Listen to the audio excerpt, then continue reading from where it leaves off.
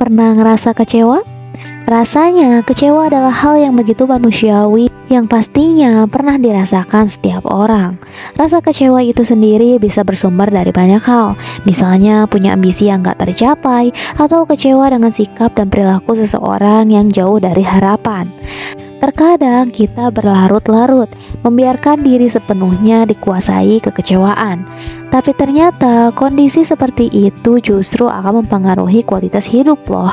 Nah, kira-kira apa sih dampak yang kita dapetin kalau hati dan pikiran kita didominasi dengan rasa kecewa? Untuk menemukan jawabannya, yuk simak video ini sampai habis. Yang pertama, kamu gak akan pernah merasakan ketentraman. Kadang, seringnya harapan gak sesuai dengan ekspektasi. Mungkin kamu ingin segala sesuatunya berjalan lancar, tapi sayang, realitas sungguh berbanding terbalik dengan yang kamu inginkan. Akhirnya, kekecewaan muncul sampai mendominasi hati dan pikiran. Ketika hal ini terjadi, kamu gak pernah ngerasa hidup kamu tentram. Setiap saat kamu cemas tanpa alasan yang pasti. Kekecewaan bikin kamu murung dan ngerasa gagal. Rasanya gak ada perasaan tenang dan damai dalam diri. Dampak yang kedua, kamu jadi sering berburuk sangka. Sebagai manusia biasa, wajar kalau kamu pernah ngerasa kecewa. Tapi sayangnya, kita nggak bisa mengelola kekecewaan dalam diri kita. Semua dibiarkan berkelanjutan sampai kamu jatuh terpuruk. Saat hati dan pikiran didominasi kekecewaan, biasanya pikiran akan gampang untuk berburuk sangka. Karena saat menilai seseorang atau suatu permasalahan, kita cenderung mengedepankan sudut pandang yang negatif. Padahal prasangka buruk belum tentu terbukti kebenarannya kan? Yang ketiga, gampang mengkambing hitamkan lingkungan sekitar. Banyak hal dalam hidup yang berakhir jauh dari harapan. Kalau kita bahas rasa kecewa, udah pasti perasaan itu muncul. Tapi sayangnya, gak semua orang punya kelapangan hati untuk memaafkan kekecewaan. Saat hati dan pikiran udah mulai didominasi rasa kecewa, kamu gampang sekali mengkambing hitamkan lingkungan sekitar.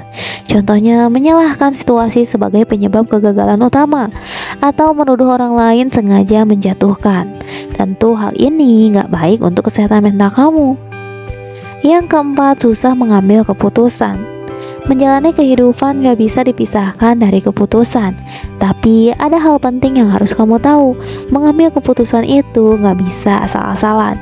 Kamu harus bisa mempertimbangkan segala sesuatu dengan jernih dan bijaksana. Terus gimana dengan seseorang yang hatinya didominasi kekecewaan?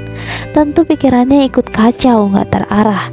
Saat mengambil keputusan pun dia gak bisa mempertimbangkannya dengan bijak, karena semua hanya menuruti emosi yang menguasainya. Yang terakhir, hidup dikendalikan dendam.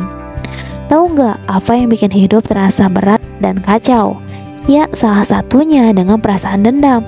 Kamu membiarkan kebencian berlarut-larut di dasar hati tanpa ada niat memaafkan sedikit pun.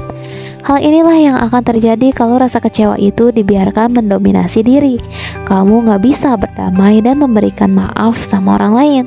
Bukannya berlapang hati, kamu justru terus mengingat pengalaman menyakitkan, meskipun itu sudah lama berlalu. Nah, itulah 5 hal yang akan terjadi kalau hati dan pikiran kamu didominasi kekecewaan. Setiap orang pasti pernah ngerasa kecewa. Tapi yang harus diingat, jangan biarkan hati dan pikiran didominasi kekecewaan, atau hidup kamu kacau berantakan seperti yang udah kita bahas tadi ya. So, semangat terus untuk memanajemen hati dan pikiran kita. Semoga video ini bermanfaat. Terima kasih sudah menonton. Kalau kamu suka dengan video ini, jangan lupa klik tombol like dan subscribe channel ini ya, biar kamu gak ketinggalan video serupa untuk bantu kamu ngembangin diri jadi lebih baik. Sampai jumpa di video berikutnya.